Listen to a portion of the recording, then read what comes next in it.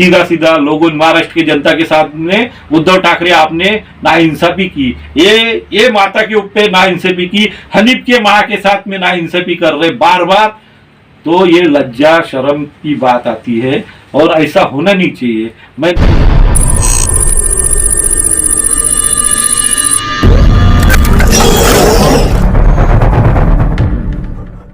मैं सुरेश रंगारी, क्रांति सूर्य असंगठित कामगार संगठना विदर्भ विभाग वर्धा जिला का जिलाध्यक्ष और अपने ऑनलाइन रजिस्टर्ड जनार्दन मुन गुरुजी प्रेरित राष्ट्रीय स्वयंसेवक संघ का जिलाध्यक्ष और क्रांति सूर्य ज्योति न्यूज का संस्थापक। आज हम आए हैं दिनेश सुखाई यादव, इनके जो 15 तारीख में एक रहस्यमय रेलवे पटरी के ऊपर एक हत्या या आत्महत्या, ये रहस्य आज भी बना हुआ गुलदस्ते में है। तो उसके लिए उसके तहकीकात कहाँ तक गई, इसके संदर्भ में हमें अभी तक कोई ऐसी, जो हमने अन्य पेपर माध्यम से तो बहुत कुछ देखे सुने, पर बात ऐसी है कि आज उसके बारे में 15 तारीख में उसकी घटना होने के बाद इतने दिन गुजर गए, क्या हुआ क्या नहीं कोई जानकारी नहीं है। आज हम उसके बारे में, वो कुख्यात अपराधी था, ऐसी था, उसके बारे में गंदी गंदी बातें आई, उसकी बदनामी कारक बातें आ रही। तो हम आज विधिमंडल भी चल रहा है और बहुत सारे पूजा चौहान अन्य आत्महत्याओं के ऊपर बात हो रही है। विधानसभा में नाना पटोले से लेके देवेंद्र फडणवीस से लेके सब लोग बात उठा रहे, पर हमारे वर्धा जिले में एक इतनी भयंकर एक हत्या है कि आत्महत्या है, ये संभ्रम खोलने के लिए, ये गुमती खोलने के लिए हमारे महाराष्ट्र शासन कैसी कर रहे हैं। तो हम आज इसका इन्वेस्टिगेशन हमारे तर्क और बुद्धि के आधार पे हमारे संघ के तरफ से हमारे को पता चला, तो हम आए। हमारा दोस्त था, भाई था, मेरा तो मैं तो उसको टिफिन भी सप्लाई करता था, उसके मम्मी को भी टिफिन कर सप्लाई करता था। तो इस दिनेश यादव के बारे में हमारी टीम आज उनके माँ से मिलने आए। अम्मा जी, आपका कौन था दिनेश? लड़का था। हाँ क्या? और वो दिन जिस दिन घटना हो गई ना, हाँ। वो दिन 8 बजे रात तक दुकान में घूम रहा था। हाँ। मैं पलंग पर से पूरा दिखता ना और सब तरफ ध्यान देता। हाँ। डॉक्टर के यहाँ जाके खड़ा रहता था, घर के तरफ कोई दिखा ना। हाँ। तो डंडा से रोड पर आ जाता था। अच्छा। ये आता था, कभी लेट आता था, कि इसको कल्ला भी करता था। हाँ। रोटी रात को कहाँ रहता, घर को क्यों नहीं रहता? पुलिस तो बोलती है, ये वो लड़का आपका कैसी था, कैसी स्वभाव का था, वो कैसी? स्वभाव का गुस्सा आता था उसको, दया सबके तरफ करता था। अच्छा, वो लोग बोलते हैं वो कुख्यात अपराधी था, पुलिस उसको बोलते हैं, वो लड़कियों को छेड़ता था, दारू का धंधा करता था। रहती थी ना 8 बजे रात तक ये चिल्ला। वर्धा का डीवाईएसपी जो है पीयूष जगताप, इसने ये यहाँ पे एरिया के लड़कियों को छेड़ता था, दारू का धंधा करता था, हफ्ता वसूली करता था, खंडनी लेता था, ऐसी करके उसको, इसलिए इस वजह से उसको तड़ीपार करने के लिए शायद ये 7वें महीने में, पिछले साल के 7वें महीने में उसको तड़ीपार का आदेश भी निकाला था। पुलिस वाले उसको हमेशा पैसे मांगते थे, ये बहुत सारी बार उसने बोला था विवेचन में। तो आपको क्या लगता है, आपका लड़का, आपने जब जन्म दिए उसको, तो आपका लड़का कैसी था? अच्छा था। अच्छा बोले तो सब बात में सुविधा था उसको। हाँ। सबके तरफ ध्यान देता था। भाई के गाला गुप्तार इधर करा, मारा झोड़ा, फिर भी ध्यान देता था। ये लड़की, ये जो फोटो दिख रहा है, ये किसका फोटो है? बहू का, उसके घर वाली का है। ये वाला? हाँ, उसके घर वाली का है। ये आपके समाज वाले है क्या? नहीं, आपके समाज के है। ये कौन से समाज से आते हैं? तुम्हारे समाज का। मैं तो बुद्ध समाज का हूँ, तो बुद्ध समाज की है। इनका देहांत कैसी? अम्मा मुझे ये बताइए कि कुछ दिनों के पहले दिनेश की एक लड़की भी है, उसका नाम टिट्टू है, वो आना है। अभी कौन से क्लास में पढ़ती है? 8वीं में। अभी तो उसका वो अभी दिनेश जो है, दिनेश का कुछ दिनों के पहले कुछ हुआ था क्या? दिनेश के साथ में कुछ हुआ था? दोस्तों के साथ, दोस्त में दिनेश इधर में रहता था ना, सावजी वाले के पास में, तो कुछ हुआ था? हुआ था सर जी। हुआ था वो दोस्त भाई साथ में रहते थे वो, तो उनका झगड़ा हुआ था। अब कौन से बात से हुआ ये नहीं मालूम। रात को आया 11 बजे वो, हाँ। अभी फिर इनका हमला आया, उसके बाद में फिर नहीं मालूम। उनका झगड़ा हुआ शायद, ये दरवाजे को लात मारना। कौन कौन मार रहा था? ये अपने ये इनके जो दोस्त, ये दिनेश भैया रूम पे सो के थे, उनके जो दोस्त था जिनसे झगड़ा हुआ। अब वो मुझे उस समय पता नहीं था, फिर बाद में मुझे पता चला कि क्रुश टुपलानी करके उनका दोस्त, ये साथ में इनकी बैठक थी, ये साथ में दारू पीना जो भी शौक पानी करते थे ना साथ में। तो इनका क्या हुआ अपने को नहीं पता, ये सीधा आ गया इनका मुद्दे इनके रूम पे आने के बाद में लात मार, ये मार, दरवाजे को गोटे मार, खिड़की उड़की फोड़ डाले थे। फिर शायद से भैया ने किसी को फोन लगाया, मुझे मदद कौन कर सकता करके, तो अब उनके जो भी मित्र मंडल होंगे उनको फोन लगाए, उतने मित्र मंडल को फोन लगाए तो 2 से 3 लोग आए वो, तो इसको मारते हुए देख रहे थे, यानी दरवाजे पे मार ये मार, तो फिर इन्होंने उनके दोस्त भाई ने उनको मारना चालू किए। मेरे यानी दिनेश भैया अंदर ही रूम में बंद थे, जब तक ये इनको मार मुर के गिरा नहीं दिए नीचे तब तक का इन्होंने दरवाजे नहीं खोले। फिर बाद में दरवाजा खोले, बाद में क्या मैटर हुआ अपने को कुछ आइडिया नहीं। तो फिर वो दिनेश भैया फिर वहां से वो घायल हो गया इसलिए डर के मारे, हाँ डर के मारे यानी गायब हो गया। हाँ। तो फिर उसके बाद में क्या कुछ गाड़ी का मैटर हुआ था? हाँ गाड़ी फिर उस दिन रात को, दूसरे दिन रात को 2 दिन के 3 दिन के बाद रात को 11 बजे, पौने 12 बजे के करीब रोड पे घूमने वाले वो सिंधी भाई के दोस्त पहचान के थे वो दिनेश भैया के, वो आवाज दिए मेरे को आके, दिनेश दिनेश दिनेश तेरी गाड़ी चल रही, तेरी गाड़ी। मैं दरवाजा खोला, मैं दिनेश भैया तो नहीं है, बोले गाड़ी चल रही। गाड़ी कौन सी थी? कार, मारुति 800, वो नई वाली कार? हाँ नई वाली जो लिया था। हाँ ओके। हाँ तो ये हादसा हुआ था। हाँ ये हादसा हुआ था। और फिर बाद में दोपहर के समय में वो यहाँ से देखते रहते थे उनका मैटर होने के बाद में, तो मैं घर के बाहर से निकल के था नजर मारता था, तो मुझे धमकी देते थे, तू तो बचेगा नहीं, देखो हम देख लेंगे, तू कहीं पे भी छुप के रहे। वो जो लड़के यहाँ पे खड़े थे गाड़ी लेके, वो मेरे को धमकी देते थे, यानी वो मुझे दिनेश समझते थे, चेहरा थोड़ा मिलता जुलता है ना। मैं अभी अपना चुपचाप रहता था उस समय, क्या कुछ बोलते थे, अपने को मैटर नहीं पता था। अच्छा, ये बताइए, ठीक है ये बात हो गई, हाँ। ये तो हो गई थी, तो ये उसका कुछ हादसा हुआ था तो वो केस हो गई थी, हाँ। तो वो केस के वजह से तो कुलकर्णी का ये लड़का तो बहुत घायल हो गया था ना। हाँ तो ये सीरियस हो गया था। सीरियस हो गया था। तो वो पुलिस केस, ये तो उसके ऊपर बहुत सारे केसेस थे क्या? नहीं सर, उस पे जो जूने होने के सब नील वगैरह थे, कोर्ट से नील हो गया था, सब कोर्ट से नील हो गए थे। हाँ, तो यही एक केस, बस ये एक ही केस थी सर जी। तो ये एक ही केस के ऊपर तड़ीपारी का आर्डर निकाला था पिछले बार, ये अपना पीयूष जगताप और ये वर्धा पुलिस स्टेशन का थानेदार, ये सब लोग उसको यानी हमेशा बार बार वो तड़ीपार भी था, यानी वो जो फराजी निकाल रहा था। हाँ हाँ, क्या करता था वो बार बार पैसे क्या करता था सर? वो पैसे के लिए आके हमारे को भी, हमारे भैया हमको पैसे को तंग करता, क्या मुझे केस के लिए पैसे देना है, तड़ी पार का ऐसा वैसा, मुझे 2-3 बार पैसा मांगा। हमारे भैया बोला मेरे पास पैसा नहीं है, तो कुछ उसकी जमीन बेचना, क्या कुछ भी बेचता था, यानी प्रॉपर्टी ये वो जो उसके पास था वो बेच के उनको पैसे देता था पुलिस वालों को। हाँ, तो उनकी तारीख आगे बढ़ते देते थे। फिर वो जब शायद इन्होंने पैसा देना बंद कर दिया, तो फिर वो तो उसको तड़ीपारी का आर्डर निकाला सर। एक बार मुझे बैठ के उन्होंने बताया था कि ऐसी सी बात है सुरेश, कि मेरे पे ऐसा ये केस हो गई थी, तो इन्होंने केस उठाई है, तो मेरे ऊपर दूसरी केस लगाई इन्होंने।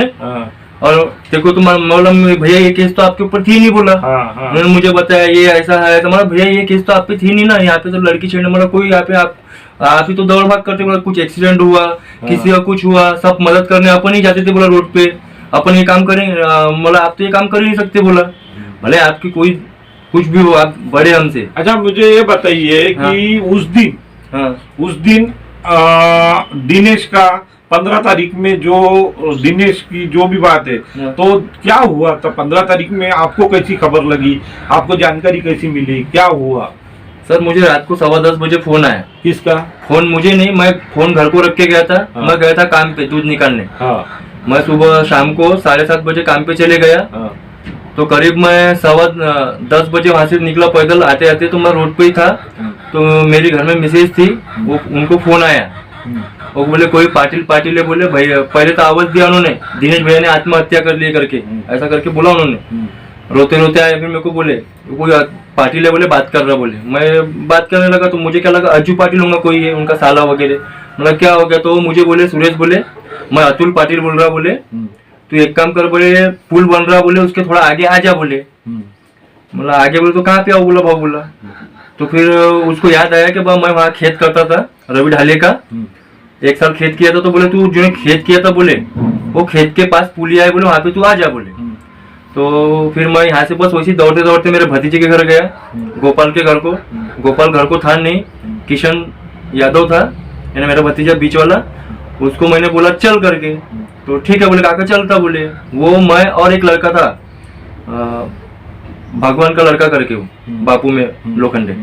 तो हम तीनों मिलके गए वहाँ पे। मैं जब मैं वहाँ पे मैं गया तो मेरे को उसने आवाज दिया कि भाई ये गाड़ी किसकी है, पहचानते क्या बोले सुरेश। मैं नीचे टाच मार के देखा मोबाइल का, तो बोला भैया ये मेरे भैया की तो गाड़ी नहीं है, डिक्की खोल बोले उसमें से कुछ तो भी नोट्स वगैरह पढ़ बोले।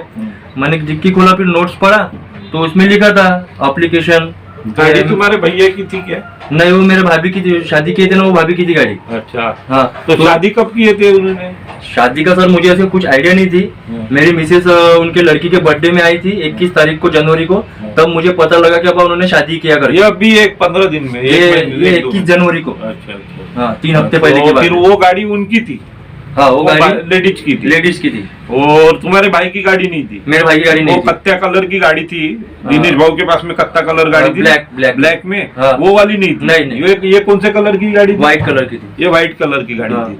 तो इसमें से डिक्की में उस दिन उसके शायद कुछ लाइसेंस वगैरह भी चोरी हो गया था। थानेदार साहब अर्जदार करके लिख के था, मैं लाइसेंस हरवलेला आहे ना काहीतरी, उसने रिपोर्ट भी दिया था। तो 15 तारीख में उसने रिपोर्ट भी दिया था सिंगनगुड़े सांगी पुलिस स्टेशन को। ये मेरे को जानकारी है। लाइन ये पुलगांव जाने वाली और डाउन बॉम्बे से आने वाली। तो उसका वो कैसी था, कौन से अवस्था में था? डाउन लाइन पे, डाउन अप और डाउन दोनों के बीच में वो नाक के लिए बुलाया, देखो बोले कौन है। उसका प्रेत पहला देखने वाला आदमी कौन था? अतुल पाटिल। अतुल पाटिल में। तो आप वो ड्राइवर की कुछ ड्राइवर था क्या कुछ?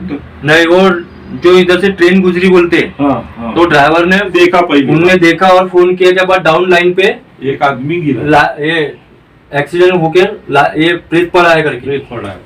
तो उसके गाड़ी से टकराया ऐसा कुछ? तो पड़ी है बुलेट, पड़ी है। हाँ। तो उसने पहली खबर स्टेशन मास्टर को दिया और स्टेशन मास्टर ने जो अतुल पाटिल नाम के ट्रैकमैन को दिया। हाँ। इंजीनियर अपना ये गैंगमैन जो रहता है, पेट्रोलिंग वाला, उसको दिया। और वो पेट्रोलिंग वाला पहला आदमी गया तो उसने वो बॉडी वहां से उठा के साइड में रख दिया। बराबर है। अभी मेरे को एक बात बताइए, वहाँ लाइन पे उसने आत्महत्या किया या क्या किया, ये आपको कैसी क्या लगता है? वो सर मुझे तो ये इसमें हत्या का लग रहा है। वो जो ब्लड था उसका, ब्लड उसका सिर्फ एक ही ऐसा पड़ा था एक जगह, बस उसकी सर के पास ही ब्लड था, बाकी मुझे कई ब्लड दिखा नहीं। यानी जो जमीन पे पड़ा था, रेलवे लाइन नहीं, उनकी लाश उठा के साइड में रखी थी। तो उन्होंने मुझे बताया स्पॉट पे कि यहाँ पड़ा था करके ऐसा। तो उन्होंने लाइट लगा के दिखाया, सिर्फ इतना ही ब्लड दिखा उतनी सी जगह में, जितने जगह सर रहता है। फैलते हुए ब्लड नहीं फैलते हुए। इसका मतलब वो अगर गाड़ी से टक्कर होके टकराता था, या एक वो आत्महत्या करने गया था। सर तो उसका ये नहीं कि जो यहाँ से जो घाव लगा है तो उसकी मुंडी बचती नहीं थी, उसकी खोपड़ी बचती नहीं थी सर जी। तो अगर वो रेलवे से कटा होता तो उसकी खोपड़ी बचती नहीं थी, पूरे पुर्जे निकल गए। पहला आदमी देखने वाला वो रेलवे से जाने वाला पुलगांव साइड में जाने वाला ड्राइवर पहला एक साक्षीदार है। दूसरा साक्षीदार वो आदमी है जो ट्रैकमैन है, गैंगमैन है। तीसरा साक्षीदार तुम और तुम्हारे साथ के लोग हैं। चौथा तो फिर पुलिस कैसी पहुंची, पुलिस को कैसी क्या पता चला? पुलिस को वो ट्रैकमैन वाले ने फोन किया था शायद, तो वो बोले हम एक्सीडेंट हो गया बोले सालवड़ में। तो वहाँ ऐसा करते करते वो रात को 1 बजे आए। अच्छा। 1 बजे आए तो फिर जो पुलिस वाले थे ना, वो जो आया था वहाँ पे, मेरे नाम नहीं याद आ रहा, सिंगनगुड़े सर थानेदार साहब आए वहाँ पे, देखे। फिर उन्होंने मेरे को बोला कि तो बोले 3 बजे तक मेरे साथ में बैठ के था, बोले उसका लाइसेंस कुछ गुम गया था बोले, तो मेरे पास बैठ के रिपोर्ट लिखाया बोले उसने। अच्छा, वो सिंगनगुड़े ने आपको बताया क्या कि ये क्या हो सकता है, कैसी मरा?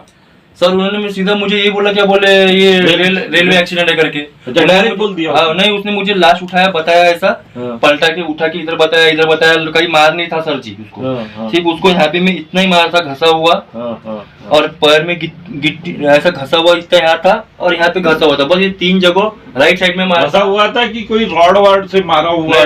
मार नहीं था, थोड़ा घसा हुआ टाइप था। और किसी ने खींचते हुए लेके गया? वो पता नहीं, मैं देखा नहीं। खींचते हुए भी ले जा सकते हैं उसको, या फिर कुछ भी कर सकते हैं, वो अपन ने देखे नहीं तो अपन कैसे बोलेंगे। अच्छा, सिंगनगुड़े ने आपको देखने के बाद में पहले थानेदार सिंगनगुड़े ने अपना ओपनिंग क्या बताया आपको? डायरेक्ट बोले ये आत्महत्या है, बोले आत्महत्या किया। हाँ। अभी आपको एक बात बताओ मेरे को, आप दोनों भी, सिंगनगुड़े ने दूसरे दिन पेपर वालों को बातमी दिया। जब उसको पेपर वालों ने पूछे तो सिंगनगुड़े बोला कि दिनेश यादव ये बहुत कुख्यात अपराधी है, बहुत कुख्यात अपराधी है, बहुत गुने उसके वर्धा पुलिस स्टेशन के ऊपर में उसके जमा है और बहुत कुख्यात आदमी है, ऐसा है। और दूसरी बात, वो मानसिक तनाव में था। तो मेरे को, अब आप भाई है, आप माँ है, आपने जन्म दिया, तो आपके संपत्ति तो थी, इसके बारे में हमको पता है, थोड़ी थोड़ी करके तो गई, पर फिर भी आज के तारीख में दिनेश, मैंने देखा हुआ दिनेश, मैं तो उसको टिफिन देता था ना 2 महीने के पहले। आपका ही टिफिन चल रहा था ना? आप तो भी टिफिन, तो वो दिनेश जो रोज सवेरे हंसते खेलते अपने बच्ची को कराटे क्लास में ले जाता था, छोड़ता था, वो दिनेश मेरे को भी सवेरे मिला, ये सावजी के पास में मेरे को दिनेश और संजय मिला, संजय गुजर, ये दोनों ने, वही गाड़ी थी सफेद वाली, वो गाड़ी से मेरे को बोला भी उसने कि क्या बीच देख के चलते जाओ करके। वो दिनेश कौन, मेरे को तो कभी मानसिक तनाव में दिखा ही नहीं। तो ये सिंगनगुड़े ने उसको बोला कि ये मानसिक तनाव में था, तो ये मानसिक तनाव बोले तो मेंटली डिस्टर्ब था। इसका मतलब क्या है कि वो दिनेश मेंटली डिस्टर्ब था क्या? सर मेंटली डिस्टर्ब बोले तो ऐसा था, वो उनका जो तड़ी पार की केस लगाई थी, उन्हें कुछ ऐसा अंदाज में को 2-3 दिन के बाद पता लगा कि वो उनकी तर्ड पार्टी केस हुई थी, फिर से रिवर्स करने वाले थे, उसके पैसे वगैरह देना था शायद कुछ उनको। तो 4-5 दिन पहले पीछे में उन्होंने प्लाट वाट दिखाया था बेचने का है बोले, खेत बेचने का, ऐसा वो मुझे बोल रहा था, मुझे पैसे का बहुत सारा काम है बोले, पुलिस वालों को देना है बोले। अब पता नहीं किसको देना है, पुलिस वालों को तो देना था या फिर जज को देना था या वकील को देना था, या और क्या प्रॉब्लम था उन्होंने मुझे बताया नहीं। यही प्रॉब्लम था उसको। अब मेरे को पूरा डाउट है कि वो उनको यही प्रॉब्लम होगा कि वो जो 30 पार केस किए थे ये बार बार मुझे परेशान कर रहे बोले मेरे को बोले। तो पुलिस वाले 2-3 बार पूछने भी आए थे यहाँ पे, मैं उसमें घर को नहीं रहता था, पर वो बोलते थे कोने हम ऐसी करके चले जाते थे। अब घर वाले पहचानते नहीं थे, फिर वो केस के बारे में, ऐसा केस के बारे में घर वाले भी पूछते थे, मतलब भैया वो तो यहाँ पे नहीं रहते, बोला वो रहते हो वहाँ पे में अपने किराए से बाजू। वो एक्चुअली तुम्हारे पास में नहीं रहता था, वो खुद ही, उसकी मिसेस मरने को अभी 10 साल के ऊपर हो गए, 10 साल की। हाँ, आज उसकी लड़की की 13 साल हो गए मरने को, 14 साल की उसकी लड़की है। मैंने जो देखा दिनेश यादव, कभी निर्भयता से सामना करने वाला आदमी, कभी ऐसा वो कितने भी संकट आए तो मानसिक तनाव में कभी नहीं रहता था सर। तो मेरे को एक बात है कि मानसिक तनाव, तो उसने शादी भी कर लिया था, उसकी मिसेस शायद नौकरी पे है। हाँ। उसको भी अच्छा पेमेंट मिलता है। हाँ। और वो जो मकान लिए किराए से है कि खुद का मकान था? भाई के बांधना। अच्छा, तो मकान भी ले लिए थे, अभी तो उसकी जिंदगी पटरी पे आई थी, अच्छी यानी अच्छी जाने वाली थी। तो ऐसा तो वो मानसिक तनाव में था ही नहीं। तो मानसिक तनाव था उसको, मेरे को भी, मैंने उसको जो आया था, उसको जो 7 महीने पहले उसको तड़ीपार का ऑर्डर निकला था, वो ऑर्डर के बारे में उसने राष्ट्रपति, पंतप्रधान, चीफ जस्टिस ऑफ इंडिया और महाराष्ट्र के मुख्यमंत्री, गृह मंत्री और महाराष्ट्र के चीफ जस्टिस, इन सबको पत्र भी लिखा था। हाँ, और वो पत्र की रिसीट जगताप को, डीवाईएसपी को, आईजी को, पुलिस महासंचालक को, सबको भेजा था एक कॉपी। उसका ड्राफ्टिंग मैंने ही करके दिया था। तो वो एविडेंस एक्ट के अंतर्गत आपने जो भी मेरे पे एरिगेशन लगाए, वो एरिगेशन के पुरावे दो और पुरावे के आधार पे ये करो करके ऐसा लिख के भेजा, और उसकी उसी का कॉपी दिया था उसने, पोस्ट की कॉपी उसको भेज दिया था। तो इसमें एक सवाल आ रहा है कि उसने जब पोस्ट से भेजा था तो उसको हाई कोर्ट से एक पत्र भी आया था, उस पर सुनवाई होने वाली थी नागपुर हाई कोर्ट में, आपको पता है क्या? हाँ सर, डाकघर पोस्टमैन आया था, वो बोले उनके हाथ में रसीद देना है बोले, और बोले मतलब भैया तो यहाँ नहीं रहते बोला। उसको वो मिली थी, उसके व्हाट्सएप में मोबाइल में थी, तो उसने मेरे को बताया था, भेजा भी था, तो वो उसकी सुनवाई होने वाली थी। और ये पुलिस वाले जो है ये कुकर्म करने वाले, इनका राज भी खुल के आने वाला था। तो इसका मतलब क्या है कि कुछ तो हो, उसका कुछ तो है। तो आपको क्या लगता है कि दिनेश को न्याय मिलना चाहिए? हाँ, दिनेश को न्याय मिलना जरूरी है। और दिनेश जो मानसिक तनाव बता रहे हैं, मानसिक तनाव से आत्महत्या किया, तो आपने उस दिन मुर्दाघर में जब लाश पावती बनाए थे, तो आपको कैसी डाउट आया और आपने कैसी लिख के दिया डॉक्टर को कि इसका पोस्टमार्टम सही तरीके से करो करके? अभी आपने जो पत्र दिए हमको, वो पत्र में आपने डॉक्टर को बोले, इसका मतलब आपको हमसे मिलने के पहले आपको पूरी कहानी मालूम थी, तुम्हारे भाई का गेम हुआ करके, ऐसा तुम्हारे को लगता था? हाँ, पूरा विश्वास है? पूरा विश्वास है सर, क्योंकि रेलवे लाइन का मार ही नहीं है। मुझे पूरा डाउट है। मैं बहुत से केसेस देखा हूँ, क्योंकि हम यहीं रहते थे, कोई भी कटा मरा तो हम देखने जाते थे रेलवे लाइन पे। बचपना गया पूरा, अभी तक मैंने कभी ऐसा कटा हुआ देखा नहीं कि बस इतना घाव करके। मुझे तभी संशय हुआ कि मैं उनको बोल भी रहा कि सर ये मर्डर केस है, मर्डर केस की फाइल करो। नहीं बोले, वो फॉर्मेलिटी थी, बोले आप पहले बॉडी डिस्पोजल कर दो बोले, उसके बाद में अपन देखेंगे बोले, पीएम आने के बाद। सर बोला, ये बोला आत्महत्या केस नहीं बोला सर, ये हाँ नहीं बोले, ये रेलवे क्रॉसिंग कर रहा था बोले। सर बोला आपने देखा कि रेलवे क्रॉसिंग करते? घटना कितने बजे की है? घटना सर वो मुझे नहीं पता, मुझे 10:15 बजे फोन आया था, रात के 10:15 बजे। हाँ, तो ये मुझे रात को। तुम कितने बजे पहुंचे वहाँ? मैं 10:30 बजे पहुंचा। 15 मिनट लगे मुझे आने के लिए सर। ठीक है।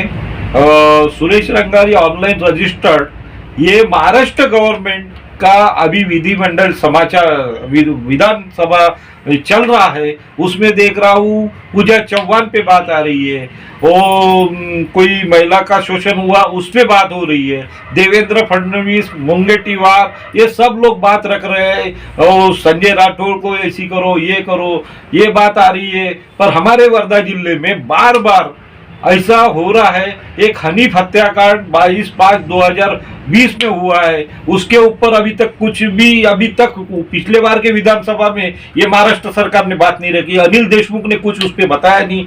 और आज ये हमारे दिनेश यादव भाई का इतना ये है, हमारा समाज बंधु है, ये आदमी के कत्ल हुआ या साजिश से उसका ये हुआ क्या, हत्या या आत्महत्या? और पूजा चौहान की हत्या या आत्महत्या पे ही गुलदस्ता खेल रहे हैं, पूरे राजकारण चल रहा है। पर वर्धा में इतना बड़ा कांड हुआ है, ये दिनेश यादव, ये एक इससे ये गौली समाज, ये दूध बेचने वाला एक यादव घराना, वो ये यादव घराने की वो यादव समिति का भी अध्यक्ष भी था।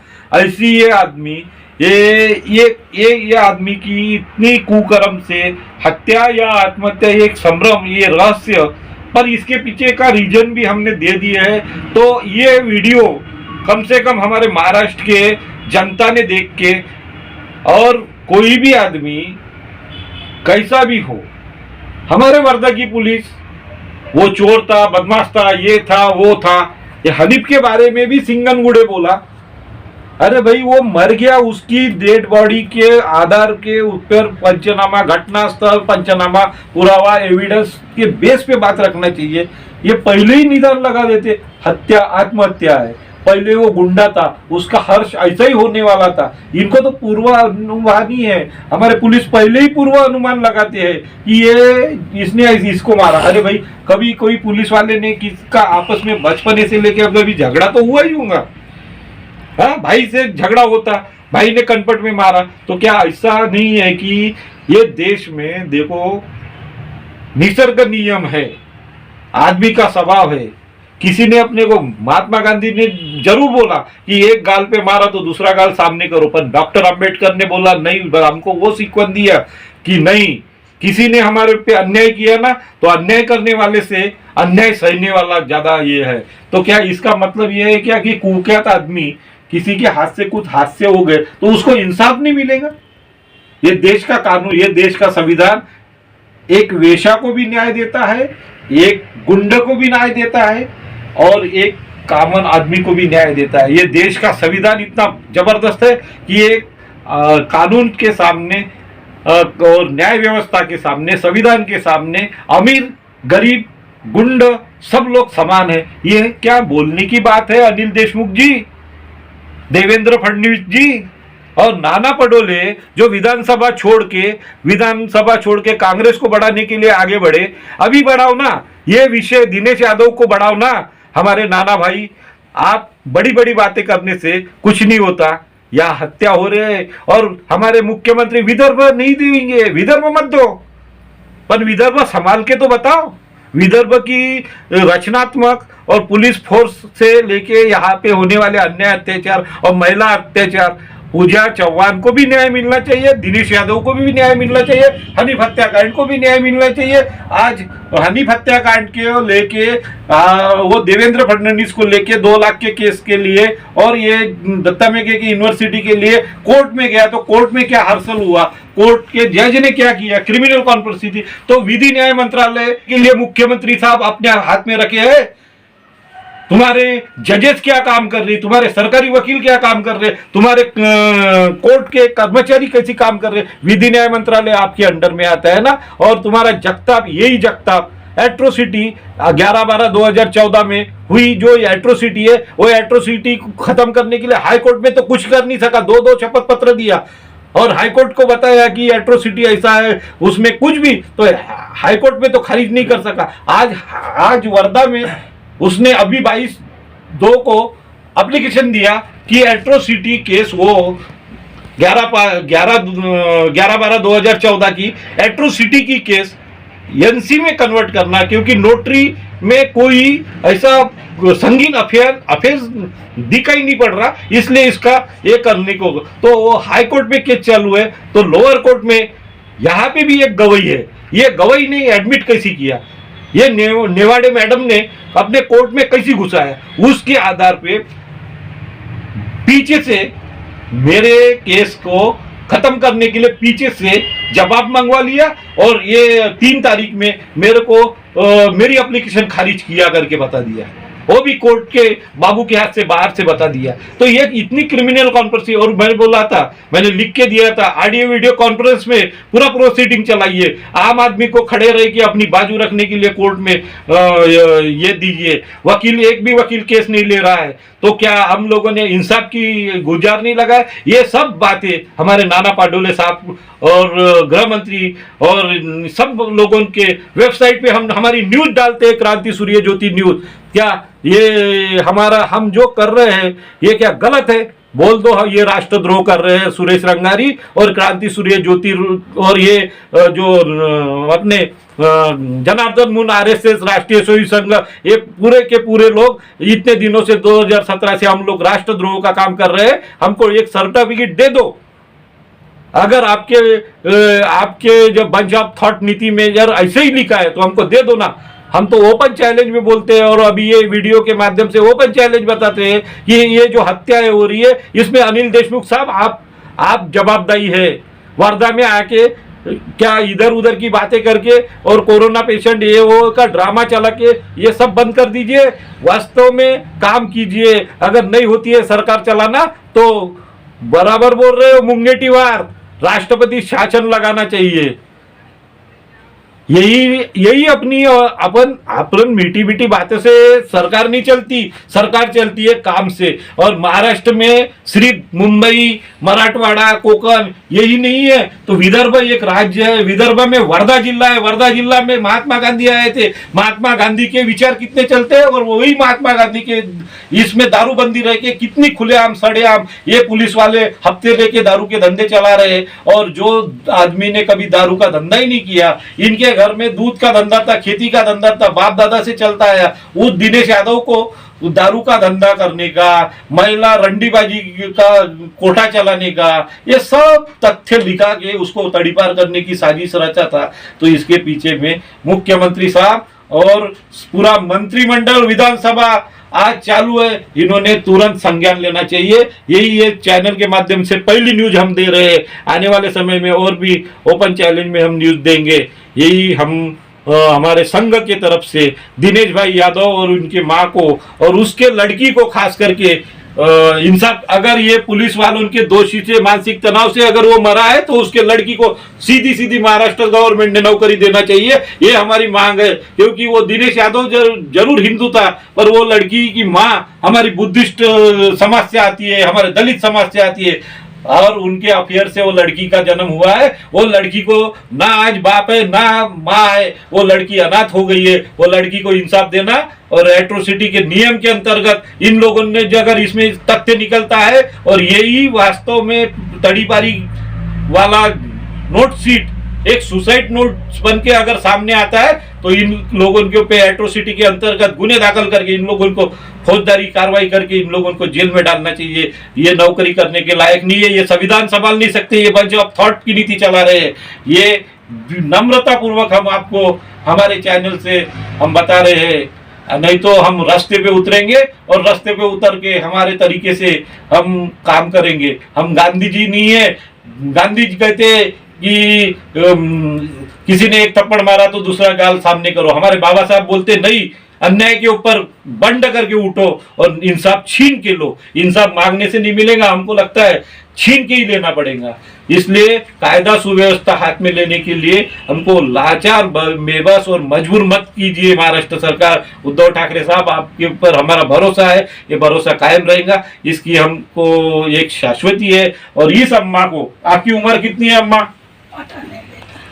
फिर भी 85 साल की हमारे पास में अम्मा है। ये अम्मा को न्याय दीजिए।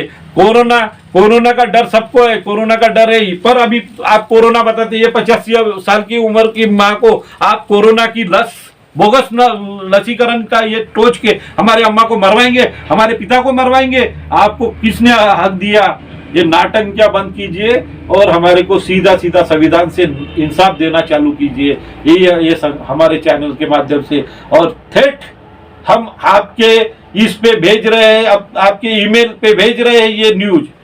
और इसको देख के आने वाले 2-3 दिन में, और बाकी के दिन है, आज 10 दिन का आपका विधानसभा है, ये विधानसभा में लक्ष्य विधि में आना ही चाहिए। अगर नहीं आता है, इसका मतलब नहीं आता है तो ये इग्नोर कर रहे हैं।